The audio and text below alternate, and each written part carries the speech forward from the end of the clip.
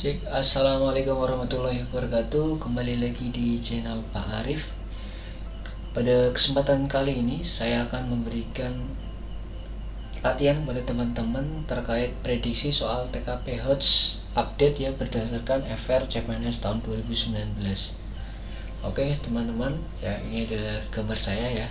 Bukan maksud saya pamer, tapi memperkenalkan pada teman-teman. Oke, sebelum kita ke pembahasan, kita langsung saja.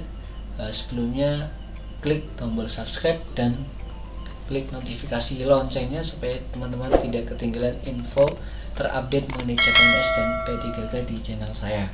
Oke, langsung saja kita simak ya.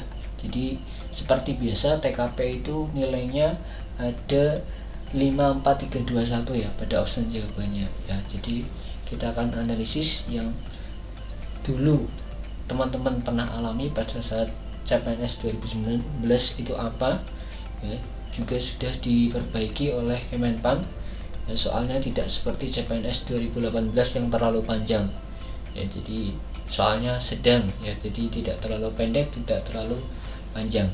Oke, kita langsung saja ke soalnya. Dalam sebuah rapat disepakati bahwa kantor tempat saya bekerja memutuskan untuk mengganti sistem pelaporan menggunakan email menggantikan laporan manual dengan kertas. Menurut saya, A. Pelaporan dengan email tersebut bagus untuk menghemat pengeluaran kertas. B. Pelaporan dengan email tersebut bagus untuk efektivitas dan efisiensi sistem pelaporan. C. Sebagian besar pegawai akan lebih nyaman dengan sistem pelaporan dengan menggunakan kertas. D. Pelaporan dengan email tersebut kurang tepat karena tidak semua pegawai bisa menggunakan email. E. Pelaporan dengan email tersebut kurang tepat karena tidak semua pegawai memiliki perangkat komputer. Oke, silakan saya beri waktu teman-teman memilih jawaban yang paling tepat itu apa. Sudah disimpan ya. Oke, langsung saja. Jadi jawaban tertinggi atau yang mendapatkan nilai 5 itu adalah yang B ya. Jadi pelaporan dengan email tersebut bagus untuk efektivitas dan efisiensi sistem pelaporan ya.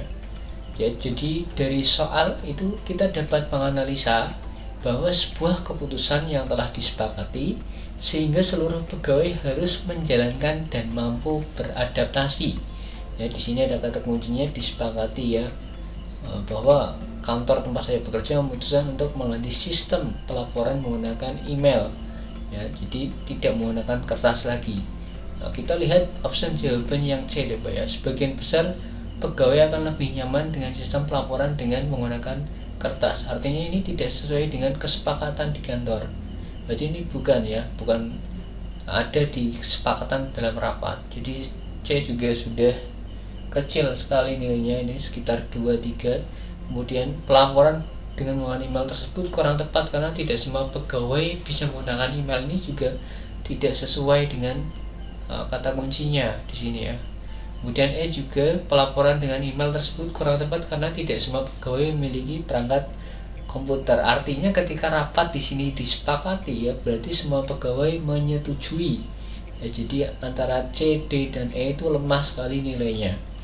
Ya, kemudian yang A, pelaporan dengan email tersebut bagus untuk menghemat pengeluaran kertas. Ini juga betul jawabannya, tapi ada yang lebih betul lagi ya, sehingga nilainya 5, yang B ya. Jadi di sini ada efektivitas dan efisiensi sistem pelaporan. Jadi efektif itu lebih cepat, efisiensi itu menghemat pengeluaran kertas. Kalau di yang A itu hanya satu unsur saja, efisiensi. Nah, jadi teman-teman dalam mengerjakan soal TKP dilihat mana yang paling benar ya, diantara yang benar ya. Jadi biasanya ada 2 yang hampir mendekati betul, jadi dipilih yang paling lengkap ya diantara yang lain. Oke, jadi jawabannya yang B ya, tidak bingung lagi. Kita lanjut. Sebagai sebuah event organizer, saya mendapatkan klien yang meminta sebuah acara dengan mengangkat budaya asal mereka yang sepertinya susah untuk didapatkan baju dan alat-alat lainnya karena sangat jauh dari tempat saya tinggal. Saya akan A. menyarankan mereka untuk mengangkat budaya tempat tinggal saat ini saja yang lebih mudah didapatkan. B. Menyarankan mereka untuk membuat acara dengan tema nasional saja.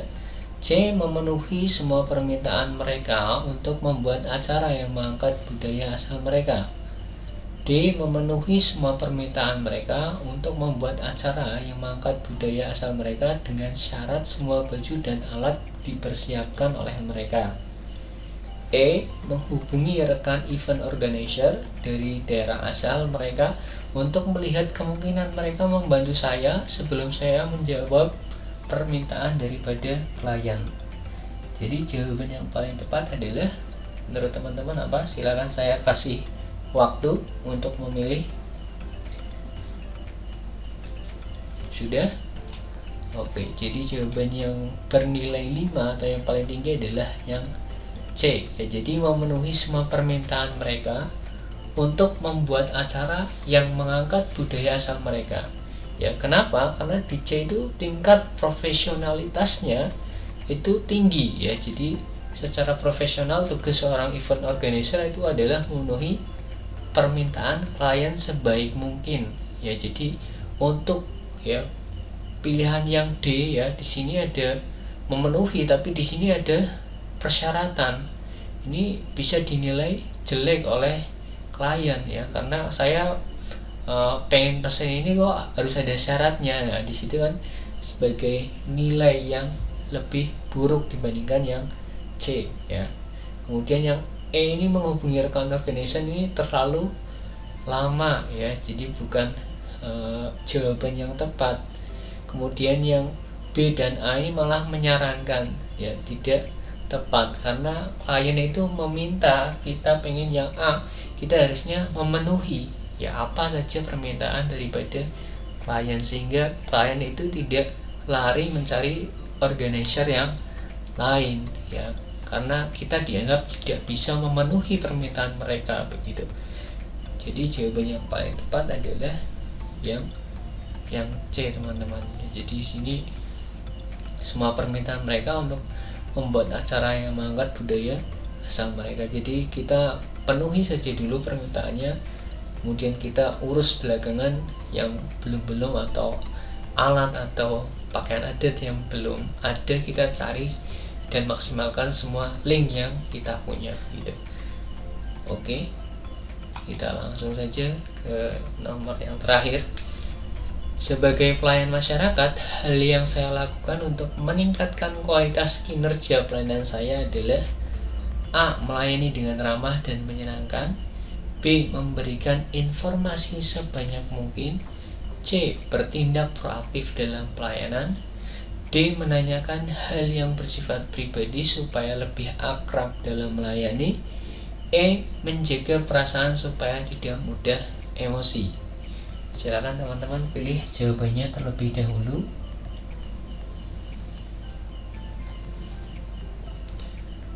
Oke, jadi jawaban yang paling tepat adalah yang C ya, yang bernilai 5, bertindak proaktif dalam pelayanan ya. Ketika kita ditugaskan sebagai pelayan masyarakat atau aparatur sipil negara ya, ASN ya, kita harus ya mampu ya meningkatkan pelayanan ya, kemudian dapat efisien dan tepat sasaran ya. Kemudian dari soal kita juga dapat menganalisis bahwa yang dibutuhkan adalah hal yang dapat meningkatkan kualitas pelayanan, sehingga akan berupa hal-hal yang lebih dari sekedar rutinitas kerja pelayanan ya. Kita dapat melihat option pilihan yang lain ya.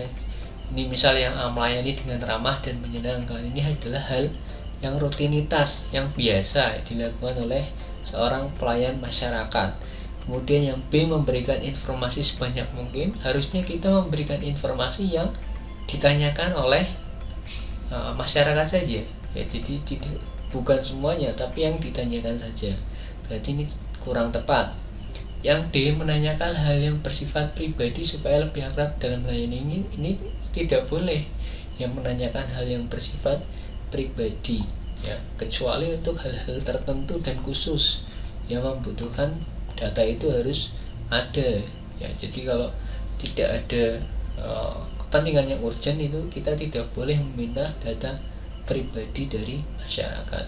Kemudian yang menjaga perasaan supaya tidak mudah emosi ya. Jadi ini bukan bagian dari kinerja pelayanan untuk meningkatkan kualitas. Ini memang betul, tapi bukan yang lebih. Yang lebih adalah kita adalah tanggap dan proaktif dalam melayani masyarakat ya.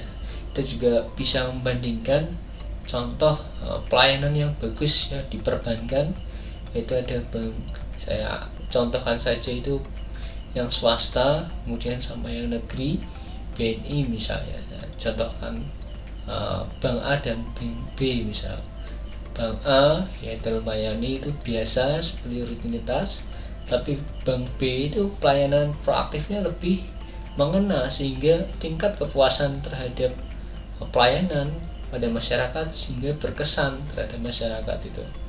Jadi jawaban yang paling tepat adalah proaktif ya, langsung segera bertanya, melayani apa yang disuguhkan oleh masyarakat, pertanyaan maupun saran dan kritik dan lain sebagainya. Kita harus proaktif dengan melayani segala masalah. Kita harus bisa memberikan solusi dalam sebuah permasalahan. Oke, itu saja dari saya, semoga bisa bermanfaat, dan jangan lupa teman-teman untuk tetap terus belajar. Semoga tahun ini teman-teman bisa lulus CPNS maupun P3K ya. Jangan lupa juga belajar di channel saya, ada banyak sekali materi untuk P3K khusus guru geografi dan CPNS ya. Mungkin akan saya buat TKP, TIU dan TWK. Semoga dapat bermanfaat buat semuanya. Wabillahi taufiq wal hidayah. Wassalamualaikum warahmatullahi wabarakatuh.